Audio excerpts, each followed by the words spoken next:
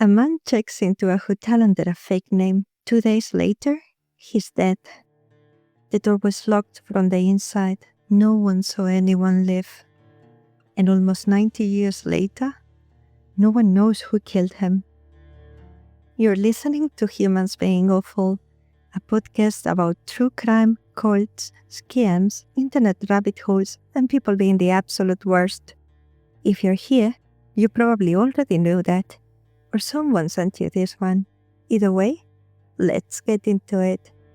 This is the mystery of room 1046, and what happens when a man dies surrounded by silence, shadows, and lies.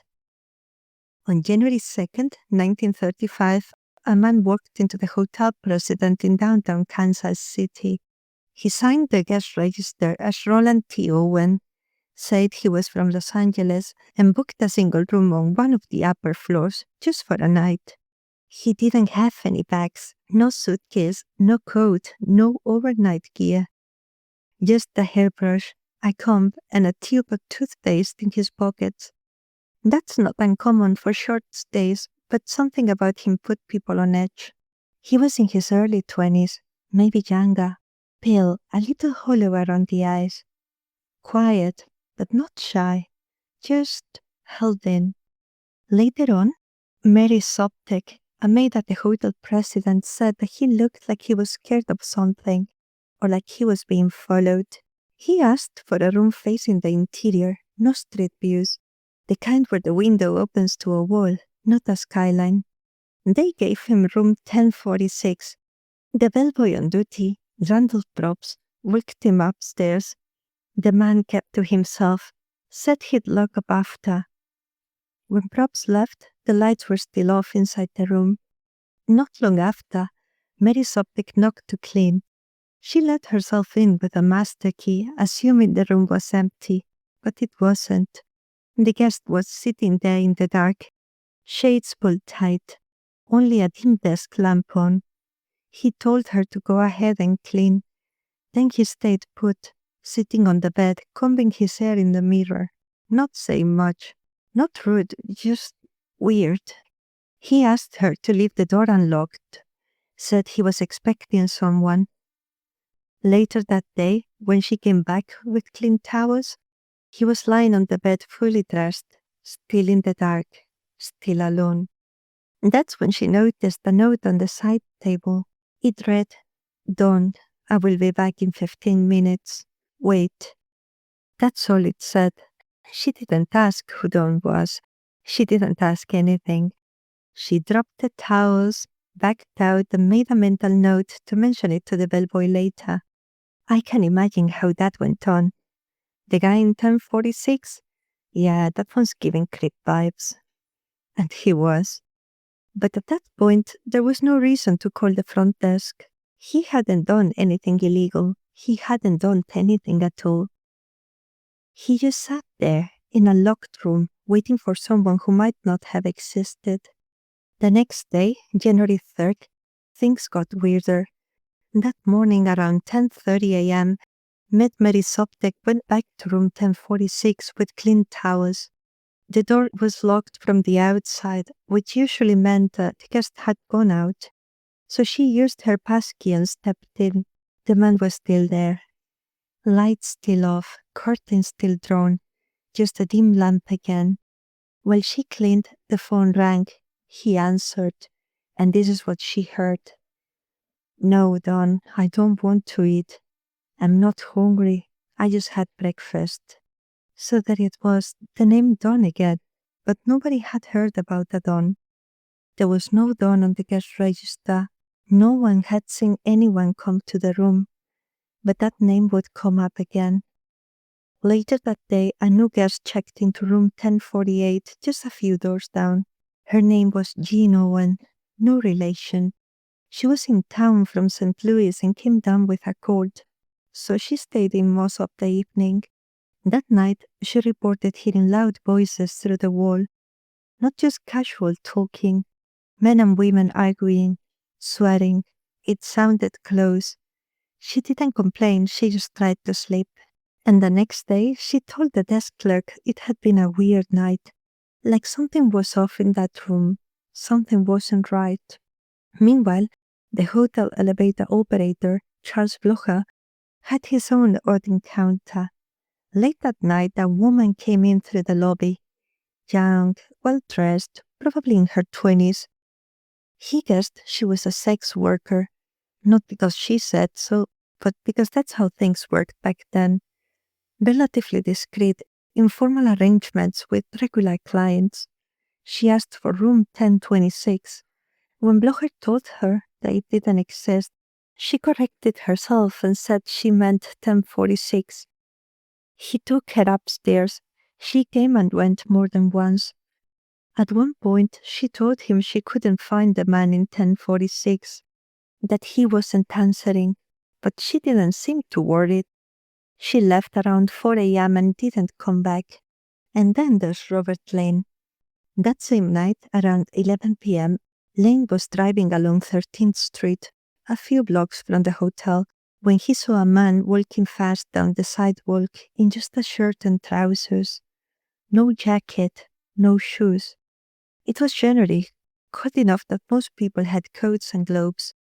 Lane pulled over and asked the guy if he needed a ride. The man said yes, but just to the taxi stand at 12th and Trust. His arm was bleeding, like visibly bleeding. Lane made a joke about it, something like "Rough night," and the guy snapped back and said that he would kill that bastard tomorrow. He didn't say who he meant. He just got out, disappeared into the city, and that was it. 2 days later, Lane saw a photo in the paper. It was the man from room 1046, the one who'd already died. Nobody knows where he was going or where he'd just been, but someone, maybe Don, had made him bleed. The morning of January 4th, the hotel operator noticed something weird. Room 1046 phone was off the hook. It had been that way since 7 a.m. Nobody was talking, just silence on the line, and it hadn't been hung up. So they sent a bellboy to check, Randall Probst, the same guy who'd woke the guest up 2 days earlier. He got to the door. It was locked from the outside. That meant the guest had locked it, then left. Hanging on the door was a "Do Not Disturb" sign. He knocked anyway. A low voice answered and asked him to come in, but the door was still locked. Probst knocked again, and he was told to turn on the lights. But that didn't make sense either. He couldn't open the door, let alone reach the switch. Probst figured the guy was drunk or disoriented. He left and reported it. But by 8:30, the phone was still off the hook. They sent a different bellboy, Harold Pike, back upstairs. This time, he used the master key to open the door. The room was dim. The guest was lying on the bed, naked, facing the wall. The phone was on the floor, disconnected. Pike saw what looked like a dark stain on the bedding, but didn't check. He just put the phone back on the stand, locked the door behind him, and left, still assuming the guest had passed out. At 10:30, the phone was off the hook again, so they sent Probst again to check on him. He unlocked the door and stepped inside. This time it was different. The man wasn't in bed.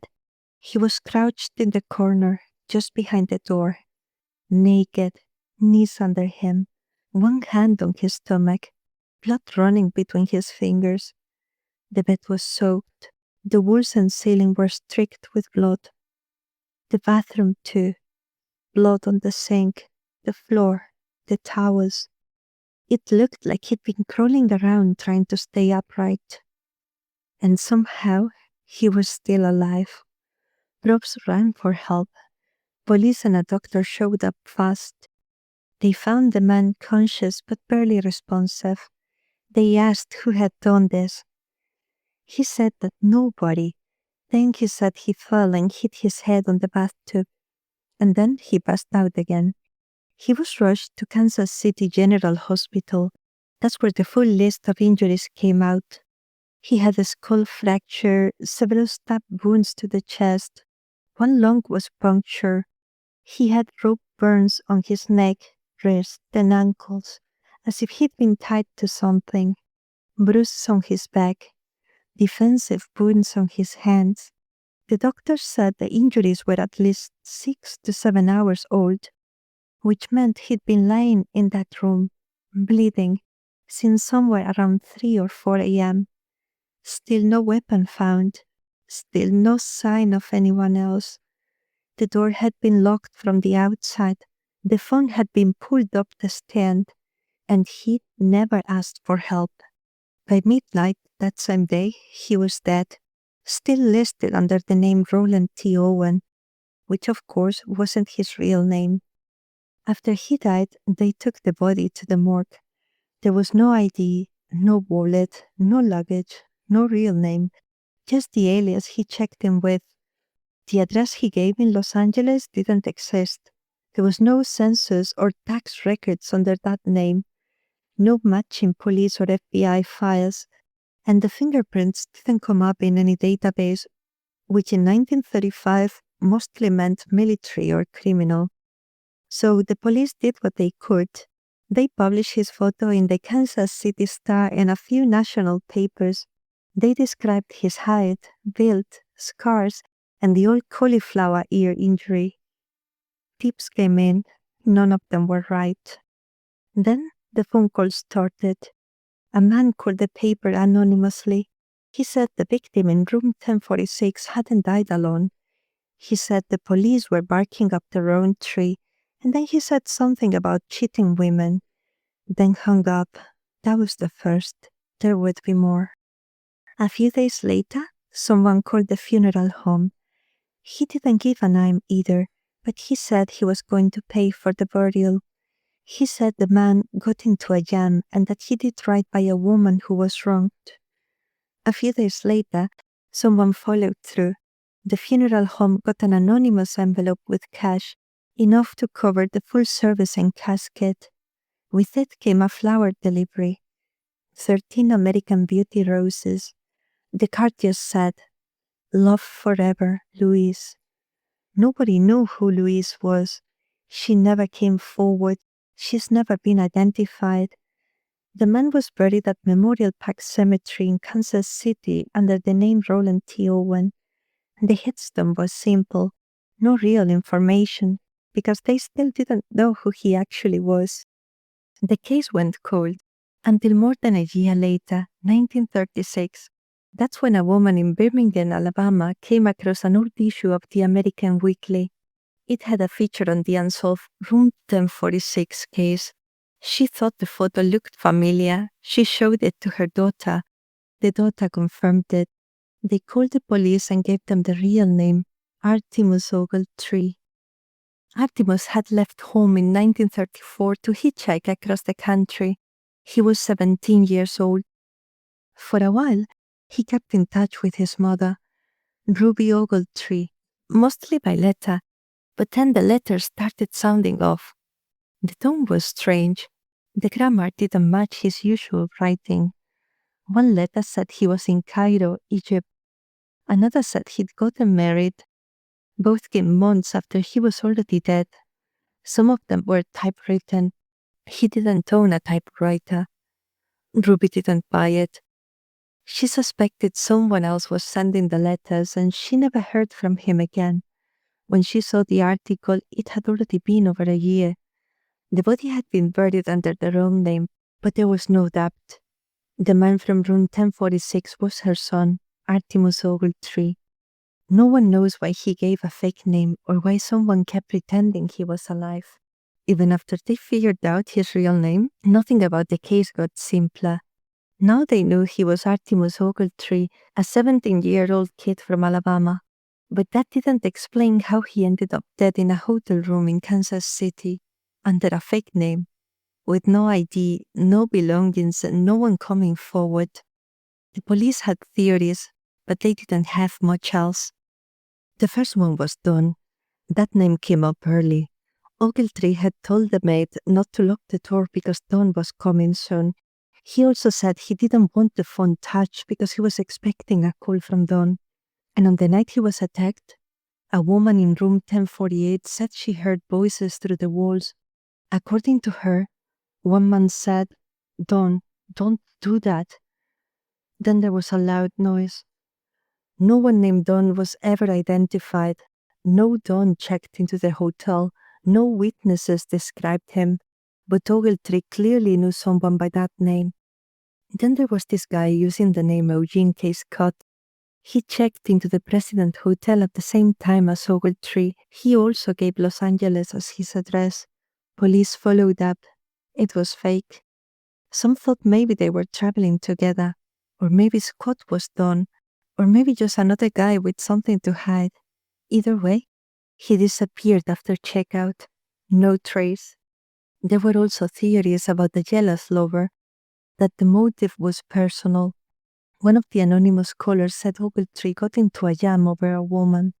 Another said he did right by a woman who had been wronged. That's vague enough to mean anything. The theory was that maybe he was killed over a romantic betrayal, his or someone else's. But there was no evidence, no girlfriend identified, no witness or anyone else entered the room. The last one actually seemed promising, at least for a second. In 1937, a man in New York named Joseph Martin was arrested for armed robbery. During booking, NYPD checked his fingerprints. They matched someone who'd been arrested in Kansas City in 1934. The man's name? Donald Kelso. So now there was an actual Don. He had a criminal record. He'd been in Kansas City. He'd changed names. Sounded like a real lead, but it never connected. Police couldn't place him at the hotel. He denied knowing Ogletree and no one could prove otherwise. So just like that, it fizzled out. That's as close as they ever got. No one was arrested. No one charged. The case stayed open. Now it's been nearly 100 years and still no answers. For a long time, nobody talked about Room 1046. The papers moved on. The police shelved the case. Even in Kansas City, it became one of those stories people forgot ever happened. No resolution, no updates, just silence. Then the internet picked it up. It started slowly. Crime forums, local mystery blogs. By the mid-2010s, it hit Reddit. And from there, it exploded. People went all in. They took their scanned newspaper archives, tracked down coroner's reports, posted timelines, started mapping out who could have been Don. Some of the earliest viral discussions came from Reddit's Unsolved mysteries. People are still commenting, still trying to solve it. Podcasts covered it too. Once it hit the algorithm, it never really left. You'll see it pop up in top 10 creepiest unsolved cases, list of weird deaths, TikToks about haunted hotels or urban legends. Even though this one isn't a legend, it actually happened. A real man died in a real hotel room. He gave a fake name. He told people he was waiting for someone. He got tortured and left to die, and the people who did it were never found. The strange part isn't that it got attention, it's that it got attention so late. No one seemed to care in the 40s, 50s, or even the 80s. But once the documents went online, once you could read the hotel reports and autopsy summary yourself, people started paying attention. And maybe that's the real legacy. It's not about ghosts or conspiracy theories. It's not even about solving it. The story never got closure, and now anyone with a laptop can find themselves staring at a photo of this young man with a fake name and a cracked skull, and wonder why. Most unsolved cases feel incomplete because there's some detail missing. A fingerprint, a motive, a confession, but this one feels off even when you have all the facts. A teenager checks into a hotel using a fake name. He has no bags, no ID, no clear reason to be there. He tells the maid not to touch the phone. He says he's expecting someone. Over the next few days, he's visited, maybe by one man, maybe two. He ends up beaten, tied, stabbed, and left to die. And no one hears it happen. No one sees anyone live. It's not just unsolved. It's hard to even say what kind of crime it was. Was it personal? Random? Was he running from something? Was someone punishing him for something? Nobody knows, and the deeper you go into it, the weirder it gets. But none of it is a myth. Every piece has a paper trail. The alias Ronan T. Owen was used to check in. The funeral paid for anonymously over the phone. The typewritten letters sent to his mother from Chicago. And the real name, Artemus Ogletree, confirmed nearly 2 years later by a stranger who recognized his photo in a magazine. Once they had his name, Ogletree's body was moved. He was reburied under the correct headstone, but the case itself was never closed. The Kansas City Police Department quietly listed it as inactive. No arrest, no person of interest, no closure. Room 1046 still exists. It's still part of the President Hotel. You can book it. There's no mention of what happened there. No plaque, no warning, no memorial, just a number on the door. Thanks for listening. If this episode made you think or made you uncomfortable, good, that's kind of the point. If you want to hear more stories about the internet, true crime, conspiracy thinking, and the ways people hurt each other in plain sight, hit follow, subscribe, or whatever the app calls it. And if you think someone needs to hear this, send it to them. This was Humans Being Awful. See you next time.